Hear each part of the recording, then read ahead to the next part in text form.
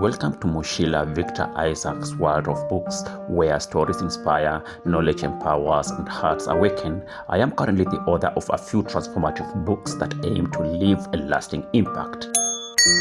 Book 1, Seen and the Unseen, Spiritual Journeys and Societal Truth. Book 2, Whispers of Nature, 100 Poems on Climate and Environment. Book 3, The Silent Heroes Beneath the Acacia Tree. Book 4, Service Savannah, Animals in Business. Book 5, The Earth Defenders. Book 6, Breast Cancer, Grace in the Storm. Book 7, Cervical Cancer, Joy After the Storm. Book 8, Mindful Journey, Mastering Mental Health, Productivity, and Personal Growth.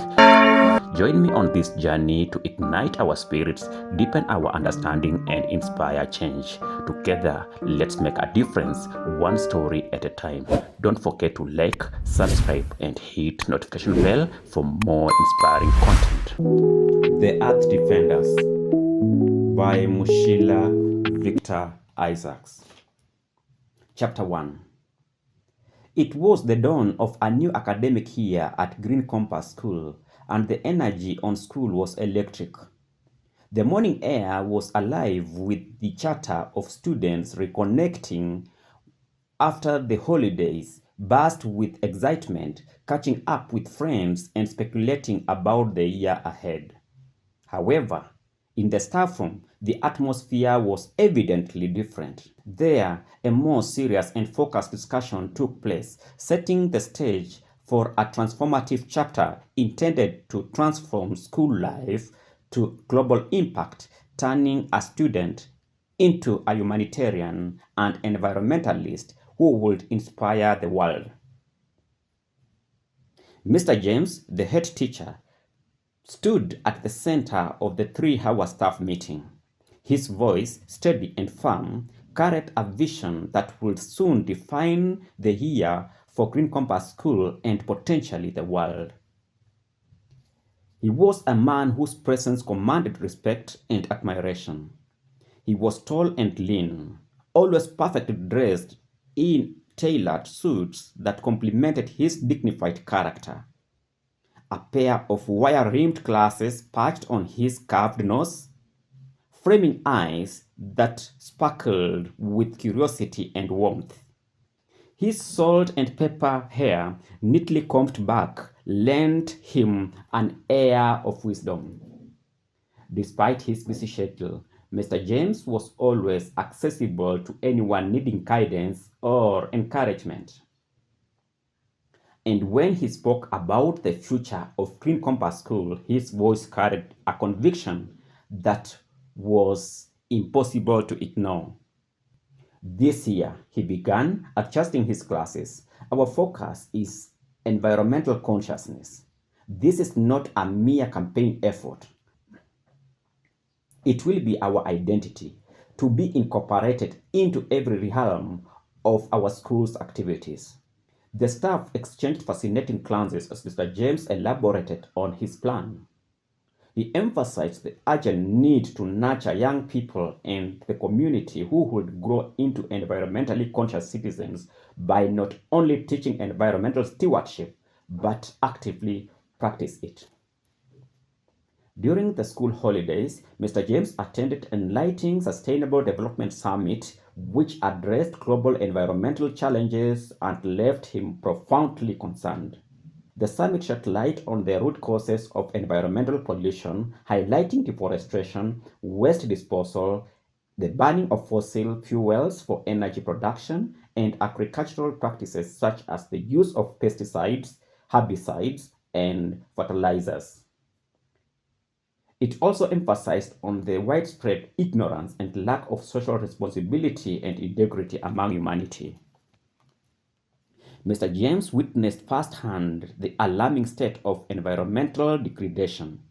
Waste disposal in towns and streets had reached critical levels, with garbage littering roads and posing serious health hazards. He also observed water and soil pollution caused by plastics and other contaminants. A persistent question lingered in his mind. Why have people chosen to remain irresponsible in the manner that endangers the livelihood of our planet and risks the lives of future generations? Determined to make a difference, he resolved to lead by example as the head teacher of a school with 60 students and 12 staff members. He was committed to fostering a culture of environmental stewardship and the social responsibility. Deeply moved by his responsibility and the knowledge he had gained, Mr. James vowed to create a safe and nurturing environment for his students. He also decided to inspire positive change beyond the school's walls and embrace the entire planet. Our planet is at a crossroad, he continued, his tone growing more impassioned. We are facing challenges of unprecedented scale. Polluted air chokes our cities, plastic waste clogs our waterways, and deforestation and carbon emission fuel the relentless march of climate change. It is our responsibility to prepare young people who will not just understand these issues but will lead the charge in addressing them. Green Compass School will be a beacon of hope and action. I propose we establish 3 pathways, he announced. Each pathway will align with our goal and environmental stewardship while tapping into the unique strength of our staff and students. He outlined the pathways with precision. The STEM pathway focused on science, technology, engineering, and mathematics. Led by Madam Mercy, a compassionate and innovative teacher with a knack for inspiring young minds. The social science pathway was dedicated to exploring agriculture, nutrition, social science, and life skills under the capable guidance of Mr. George. Finally, the arts and sports pathway encompassed English, oral narrative, poetry, novella, and plays, led by Madam Phoebe, known for her ability to turn ideas into impactful actions. Each pathway was designed to inspire students to think critically, act locally, and envision globally. The room erupted in applause as Mr. James concluded. The mission was set, and the teachers felt the weight of their importance. We will integrate environmental consciousness into every lesson, Mr. James continued. But more than that, our students must take what they learn beyond the classrooms. They must engage with families, the community, and the world at large. And let me assure you that any worthwhile project will have the full backing of this administration. The room buzzed with inspiration, and a shared determination filled the air. Later that day, as golden afternoon sunlight streamed through the windows, illuminating the eager faces of the students, Esther sat by the window. Her gaze drifted to the sprawling slum beyond the school's boundary. Esther, a bright and thoughtful student, looked out at Deeper Slum, a settlement of rusty iron sheets and makeshift homes. Uncollected trash lined its narrow alleys, filling the air with a rotten stink. The nearby Valley River, once a source of life, had become a toxic stream, its water dark and filthy from untreated industrial waste. For Esther, the environmental degradation was personal. Her younger brother, Asamba, suffered from chronic asthma, worsened by the thick haze of smoke and dust that hung over their community. Esther's thoughts often wandered to the street she called home.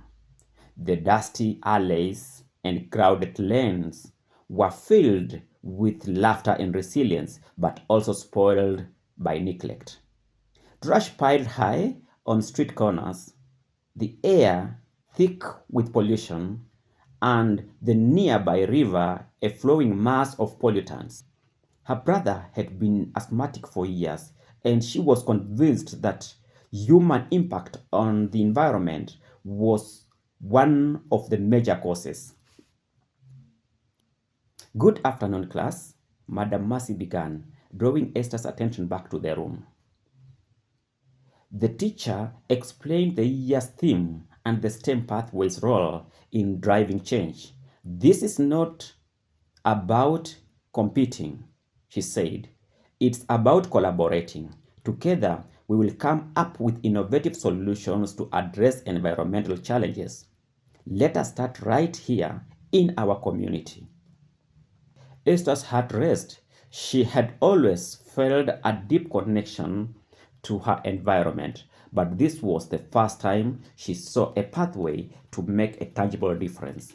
As the class buzzed with ideas, Esther's resolve solidified. Her hand shot up, her voice trembling with conviction. Madam, can we start by addressing the pollution in our school and the deeper, the trash, the toxic river, the smoke? It is killing us." The question hung in the air, drawing the attention of her classmates. Madam Mercy looked at her, startled. "What do you mean, Esther?" "I mean," she said, standing, "we learned about how humans are destroying the environment last year. We never took practical measures to mitigate the situation. Look at what's happening outside. Shouldn't we do something about it? Shouldn't we try to help?" Her words ignited a murmur among her classmates. Madam Mercy hesitated before responding. "Esther, you are right that the problem we face are serious, but these challenges are massive. They require collective effort, planning, and time. The good news is that Mr. James has promised to facilitate all environmental needs." "What if we start small?" she pressed. "Just our school and our neighborhood. If we work together, we can make a difference." Her conviction was infectious. Madam Mercy, inspired by her determination, promised to forward the idea to the head teacher with immediate effect. By a show of hands, the majority of the class supported the initiative. What started as a spontaneous plea became a collective movement. That afternoon, Esther was called to a meeting with Mr. James and Madam Mercy. They discussed potential steps to address the environmental crisis in their community. Inspired by her passion, the teachers agreed to integrate environmental consciousness into their lessons and activities. Fridays were set for environmental solutions at the school, while Saturdays were set to extend the efforts to the deeper slum and the community of Valley. It was a turning point for Green Compass School. The next morning, Esther began rallying her peers, forming a group not only from her class but also from other classes.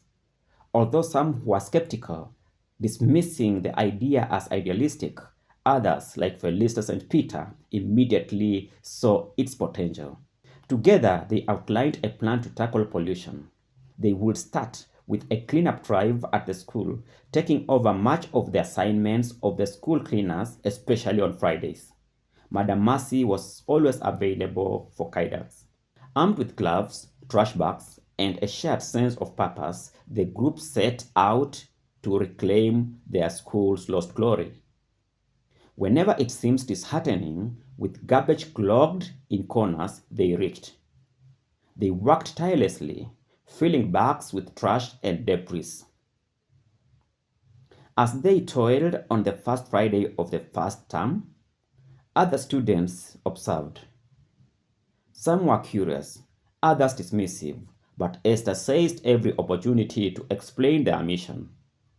"Pollution affects all of us," she told one of the students from a junior class who lingered. "If we don't act now, it will only get worse for us and for future generations." By the end of the day, their efforts had transformed the general appearance of Green Compass School. The streets within the compound looked cleaner, and the sense of pride among the students was real. It wasn't just about removing trash, but also about reclaiming their environment and their school. The movement began to gain momentum as weeks turned into months. More students joined the cause, and soon their cleanup campaign became weekly events. The efforts extended to local shop surroundings and the very close neighborhood. The neighbors willingly volunteered their time. Esther's team, called the Earth Defenders, led by Esther under Madam Mercy, were dedicated to promoting environmental advocacy and sustainable practices. They met every Thursday evening at the school under a baobab tree to plan events, share ideas, and spread their message. On the third Thursday evening, during the event planning and discussion, Felista suggested planting trees in the empty lots scattered around the school perimeter fence. The idea flowed freely as they realized that they were no longer just reacting to problems but creating sustainable solutions. Their efforts began to ripple beyond the immediate slum towards the entire community, inspired by the stories of the Green Compass school students. The campaigns, though small, fostered collaboration and solidarity across different classes within Green Compass School. For Esther, the journey was deeply personal. She saw the changes not only in the environment but also in the people around her. Her classmates had become advocates for change. The neighbors started growing closer to the school, and she was sure that her brother Asamba's health would show signs of improvement sooner or later. The polluted air still hung heavy at times, but there was newfound hope, a belief that change was possible. As Esther walked home one Saturday afternoon, she felt a cool breeze brush against her face. The air was cleaner, the streets around the school tidier, and the neighbors looked kinder. She smiled, knowing this was just the beginning. The earth they inherited was still fragile, but it was also resilient. With enough determination, it could heal, and she was determined to be part of the healing. End of chapter 1. The Earth Defenders. Please subscribe and give this video a like.